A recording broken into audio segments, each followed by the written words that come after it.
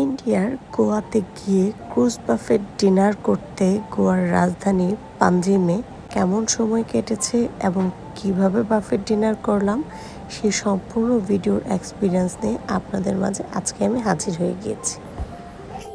আসসালামু আলাইকুম, আমি মনিস ব্লগ থেকে চলে এসেছি আপনাদের সাথে এক্সাইটিং একটা ভিডিও শেয়ার করার জন্য। আজকে আমরা আছি গোয়াতে ক্রুজ বাফেট ডিনার করার জন্য। আসলে আমি আর আগেরবার যখন এসেছিলাম অনেকেই শুনেছিলাম যে ক্রুজ বাফেট ডিনার করে, বাট আমরা আসলে ওটা করি নাই, আর হয়তো ওইরকম সুযোগও হয় নাই। তবে এবার আমরা চলে এসেছি, আমি আর হিমেল। চিন্তা করলাম যে বাফেট ডিনার তো এখানে অনেকগুলো রেস্টুরেন্টেই পাওয়া যায়, কিন্তু এটা ক্রুজে হলে কেমন হয়, যেহেতু আমাদের বাংলাদেশে এটা সুযোগ নাই। তো সেই জন্য চিন্তা করলাম যেহেতু এখানে এসেছি, খুবই রিজনেবল প্রাইসে এটা করা হয়। পিছনে দেখতে পাচ্ছেন যে অনেক অনেক ক্রুজ অলরেডি দাঁড়িয়ে আছে। তো ওখানে এক একটা ক্রুজের রেট এক এক রকম, যেখানে ফুড অ্যাভেলেবেল রয়েছে। তো আজকে আমাদের সাথেই থাকুন, আমরা অল ডিটেলস আপনাদের সাথে শেয়ার করব। আমরা অলরেডি আমাদের ফার্স্ট স্টার্টার নিয়ে ফেলেছি।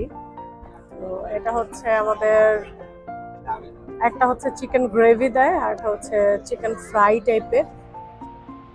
খেয়ে একটু বলা যায় যে আসলে কেমন হয়েছে, একটু ট্রাই করি।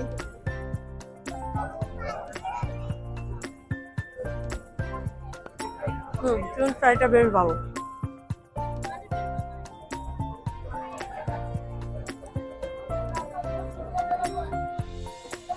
এটা আসলে ক্যাপসিকাম দিয়ে রান্না করছে চিকেনটা, মোটামুটি।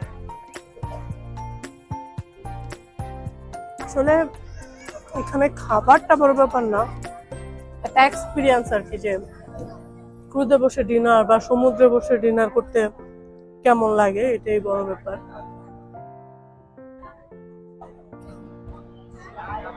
আমরা ক্রুজে বসে আছি, এখনো ক্রুজ ছাড়ে নাই। অলরেডি স্টার্টার আইটেম আমাদের দেওয়া হয়ে গেছে।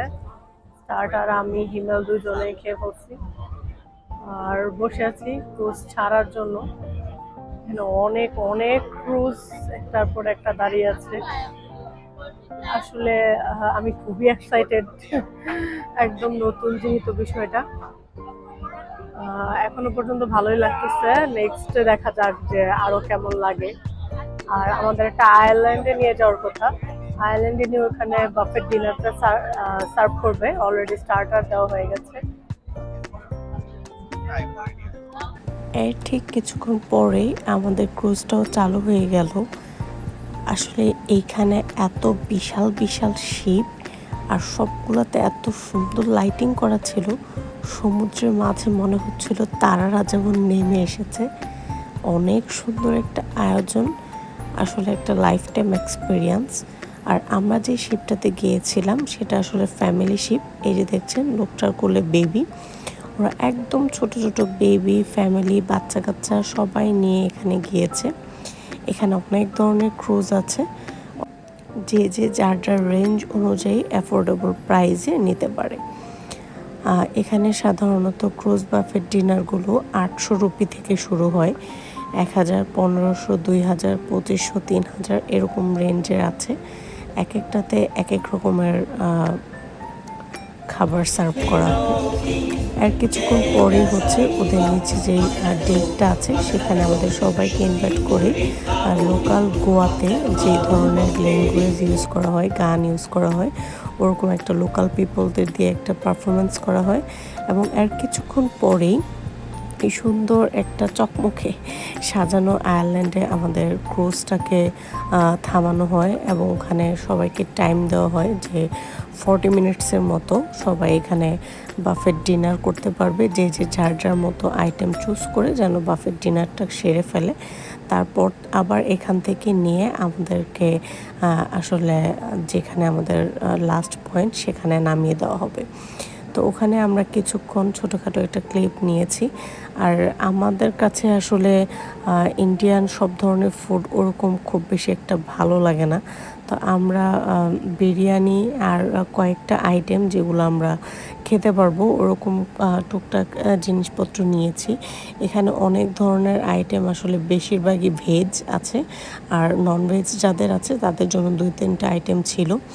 এখানে আসলে যে যার মতো টেবিল নিয়ে নিয়েছে, সবাই টেবিলে বসে গিয়েছে ডিনার নিয়ে।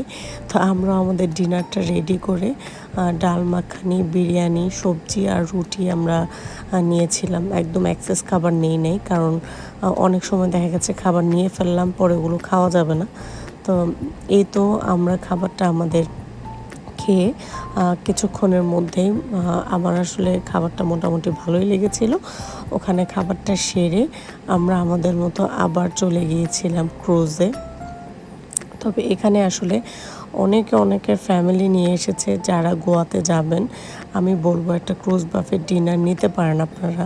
এটা আসলে মনটাও খুব ভালো করে দেয়, আর বাংলাদেশে যেহেতু এটা নেই সেটা ভালো এক্সপিরিয়েন্স দেয়।